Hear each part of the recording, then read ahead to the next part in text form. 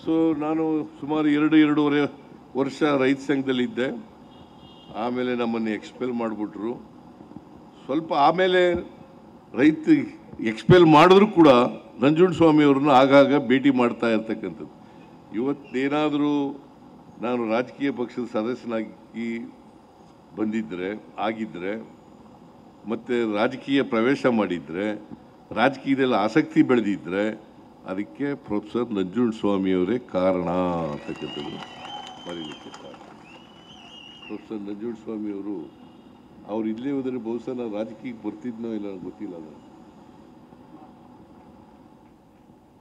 ಅದರಿಂದ ಅವ್ರ ರಾಜಕೀಯಕ್ಕೆ ನಾನು ಬಂದದ್ರಿಂದ ಇವತ್ತು ನೋಡಿ 2ನೇ ಸಾರಿ ಚೀಫ್ ಮಿನಿಸ್ಟರ್ ಆಗ್ತಕ್ಕಂಥ ಅವಕಾಶ ಕೂಡ ಈ ರಾಜ್ಯದ ಜನ ಆಶೀರ್ವಾದ ಮಾಡಿ ನಿಮ್ಮೆಲ್ಲರ ಸಹಕಾರದಿಂದ ಬರಲಿಕ್ಕೆ ಸಾಧ್ಯ ಆಯಿತು.